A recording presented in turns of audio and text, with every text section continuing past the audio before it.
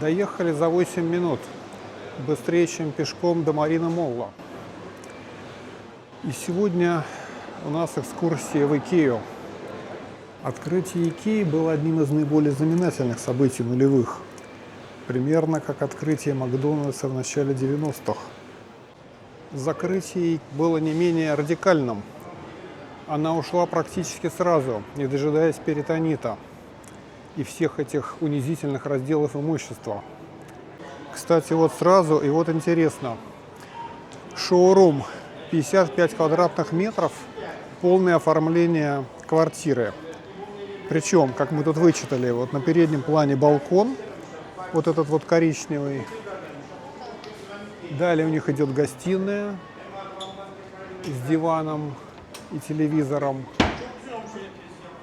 Здесь столовая с кухней. Вот я вижу санузел. А где же спальня? Я что-то не понимаю. А, вот и спальня, конечно. Как же без спальни? 55, это совсем немного. Это же, в принципе, такая, можно сказать, однушка. И они как-то умудрились ее расфасовать. Смотрите-ка. Даже есть постирочные, ничего себе. Не может быть. В 55 метрах отдельная комната для постирки. Ну и, конечно, санузел с ванной, с полноценной. Икея, конечно, рулит. Вот это я понимаю, класс. Не добавить, не прибавить. Даже балкон у них уместился на территории квартиры. Когда я жил один, пользовался Икеей. Покупал там весьма недорогую мебель, а также растения, которые, я думаю, здесь тоже продаются. Потом, конечно, стали брать уже другие, более серьезные вещи. Плюшевые диванчики как раз очень в стиле дубайских съемных квартир. Снял на год, купил, отдал или выкинул, видимо, не слишком жалко. Но здесь есть линейка достаточно приличных вещей, насколько я помню. Превосходный скандинавский минимализм. Этим действительно удобно пользоваться.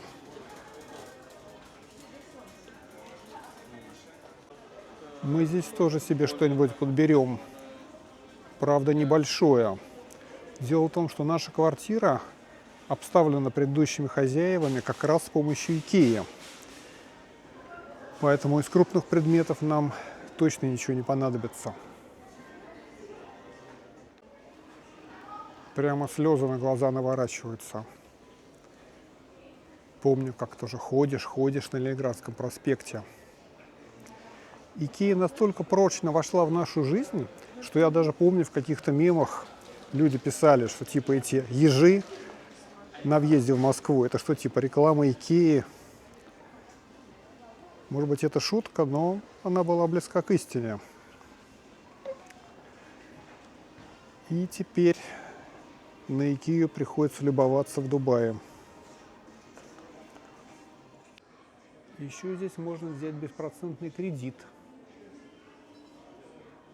Любые варианты. Бери, не хочу.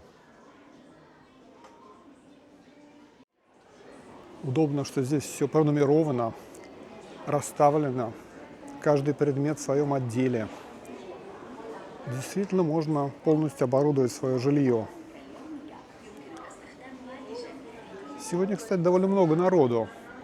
Мы даже смотрели по паркингу в подвале. Правда, паркинг совмещен еще с торговым центром.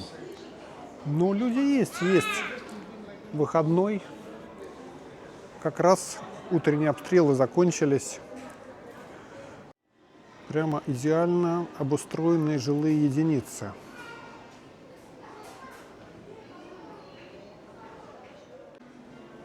Не буду особенно вдаваться в цены, потому что, собственно, сравнить уже их не с чем. И какой смысл себя изводить.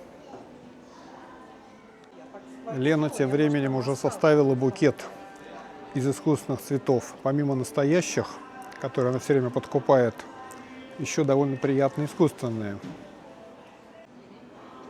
Ностальгия, да, пробирает. Все мы думали, что это навсегда. Однако нет.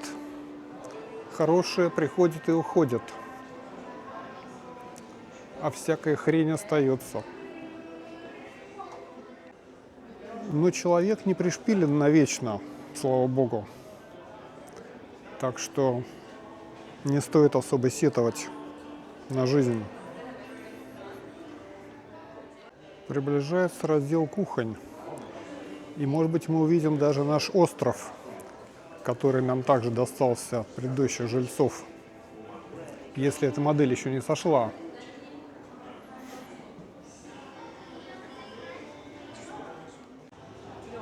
Вот отдел подсчетов. Все как полагается.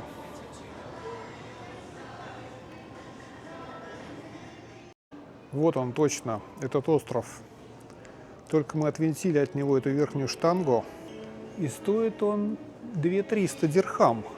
Это получается $600. Довольно удобная вещь, в общем-то. Мы, конечно, на нем не готовим, а больше храним какие-то продукты повседневного спроса. Но все равно. Детские кабинеты. Вообще мечта для занятий. Все так трогательно.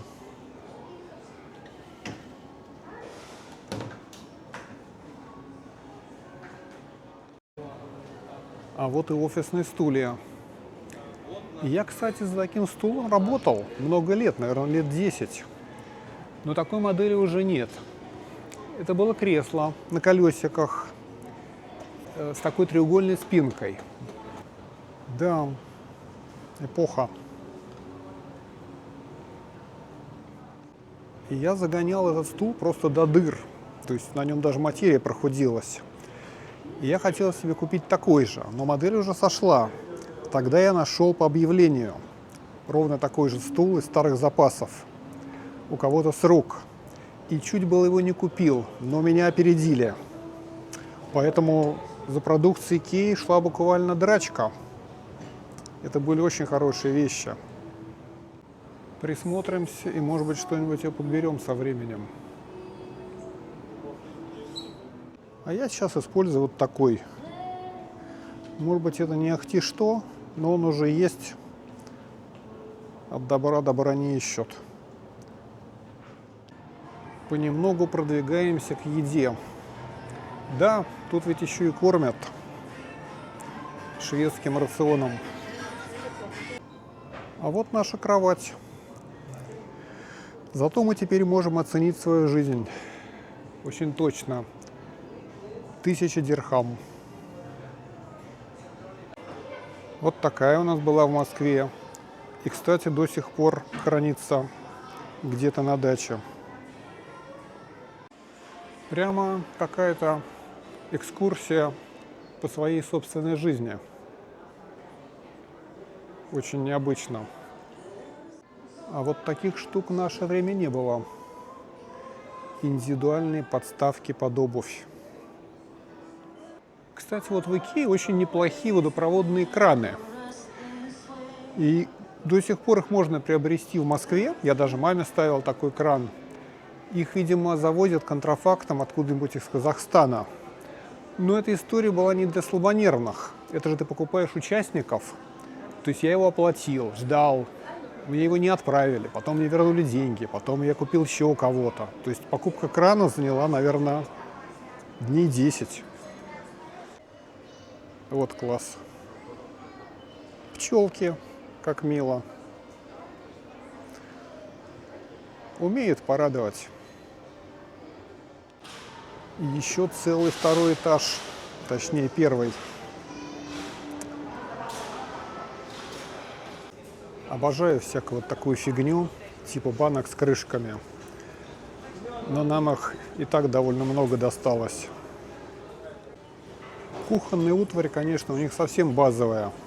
Это мы сейчас на себе ощущаем.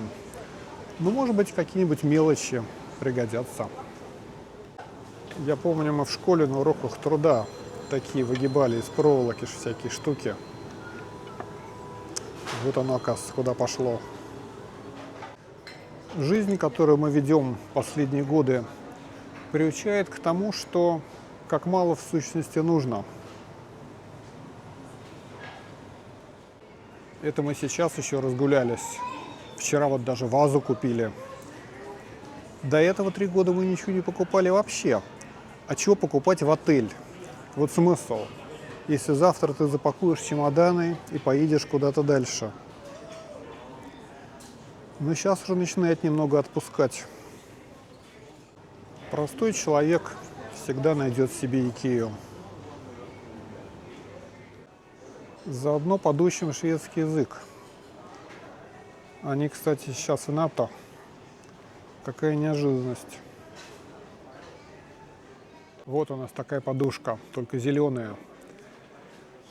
Сейчас мы узнаем, сколько мы стоим, как говорят американцы. 39 дирхам, чуть больше 10 долларов. Удобная вещь, кстати. Что-то когда-то мы приобретали в Икее и по части белья, но я уже не могу вспомнить, для чего конкретно. То ли для дома, то ли для дачи, то ли для строителей. Такой выбор колоссальный. Ближе к концу 2-го этажа внимание уже начинает рассеиваться. Столько всего. Порядок нам особо не грозит. Хотя здесь можно, конечно, приобрести много полезных коробочек. Продолжение покупок. Я бы, честно говоря, уже чего-нибудь поел. Лампы тоже неплохие, кстати, не стоит гнушаться. Мы даже в Москве одну приобрели себе в гостиную. Такая очень лаконичная, приятная лампа. Может быть, тоже попадется. Однако нет, вся линейка поменялась. Жизнь идет вперед. Вот, пожалуйста, образчик арабского. Мархаба – это welcome. Есть национальные особенности. Уже немножко ножки подгибаются. Как в музее. Какой-то сплошной лувр. Вот такие, кстати, 2 картины мы приобрели в прошлый раз. Яблоко и клубника очень резонирует. Потрясающе. Оказывается, можно купить целый набор картин. Это как раз все на Они все пронумерованы, все размеры указаны. И видно, какую куда вешать. И вот, собственно, картины из этого набора. Думают о людях. Кто что понимает в искусстве. А здесь уже все подобрано и упаковано в цельную коробку. И это не то, что мы прям вот экономим последние 3 рубля. Но в этих примитивных набросках даже что-то есть. Мне, например, даже этот фотоаппарат чем-то нравится. В конце концов, на чем поднялся Энди Уорхол. Конечно, заманчиво взять целый комплект. У нас как раз есть дрель. И я даже купил к ней набор шурупов. Но, наверное, все-таки это будет перебор. Вазы в большом ассортименте. Но вчерашние, которые мы купили, все-таки поинтереснее. Возьмем вот птичку. Птичка никогда не помешает. И каких-нибудь цветов. Никому не навязываем свой вкус. Идеальное сочетание. Да. Точно, в какой-нибудь санузел определим, благо, что их много. Сколько цветов брать, непонятно. Здесь, кстати, свободно продаются четное количество в магазине. То есть они не заморачиваются с этими нечетными какими-то. Но мы все-таки следуем традициям, традиционным ценностям. 3 вроде мало. С горшочков я начинал в детстве. А потом перешел уже к большим каткам. В зимних садах уже в горшочках не вырастешь. И даже отдельные большие горшки не очень удобные. Мне строители сделали специальные катки из дерева, проложенные пластиком, длиной где-то 1,5 метра каждая. И вот в них уже нормально. Но я все равно жалею. Нужно было делать все-таки погружные сады. То есть как бы специальная емкость в полу, куда просто засыпается земля. Нет предела совершенству в следующей жизни. Помню, в 90-е годы покупал в Икее драцену. Вот такого вот небольшого размера, с 3 росточками. За 30 лет она выросла, ну, где-то метр под 4-5. Огромная, уперлась в потолок, изогнулась. И она засохла только после нашего отъезда в Дубай. Растения все-таки любят уход. Нельзя их оставлять просто на одном автополиве. Нет души. И вот, наконец, отдел, где можно выбрать уже упакованные предметы. Сначала ты в отделе записываешь номер, потом идешь сюда. Ну, я так, конечно, рассказываю, как для школьников. Думаю, что все бывали в Икее. Еще не выросло поколение, которое не бывало. Но когда-нибудь, может быть, лет через 20, такое видео и пригодится в познавательных целях. И вот тарелки с нашей кухни. 2 дирхама. Ну, надо признать, что мы все-таки купили набор нормальных тарелок, но редко их используем. В ход идут икеевские. По волнам моей памяти приятно созерцать мир, сидя в оцененном кресле. И вот наши небогатые покупки. 1 тарелка, потому что я одну разбил, 3 уцененные плошки и далее по списку. Цена вопроса $50. Удобно, у них внизу кафе для мелкого перекуса и такая прям-таки большая столовка для настоящего плотного обеда. Помню, были здесь такие шведские котлетки. Еще в Москве мы их распробовали. Добрые старые времена.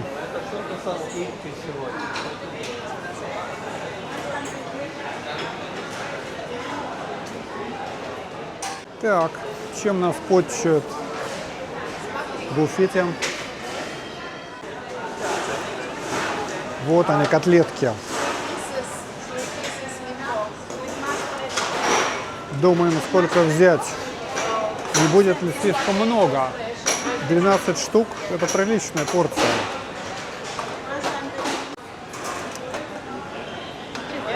Работа движется очень скоро. Я бы сейчас много таких съел, а когда начнешь есть, довольно быстро насытишься.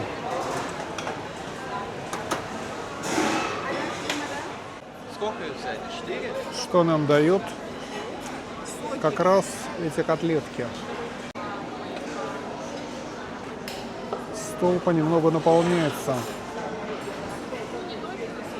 Мне кажется, нам хватит. 4 порции на троих. Совершенно нормально. Садись. Еда сытная, как и полагается в Швеции. Ты как бы попробовал? Дегустация мишленовской котлетки. Как это аппетитно. И вот еще специальный шведский сок разных сортов, за которым пришлось даже Паше сгонять вниз в буфет. Кстати, совсем недорого. 1 тарелка 19 дирхам. И плюс 9 дирхам еще сок. Но сок эксклюзивный. Не просто из автомата. Отведали морсов, как будто в Швеции побывали. Кстати, вот тут же и Волево неподалеку. Все одно к одному. Поел шведских котлеток, сел на Волево и в дорогу.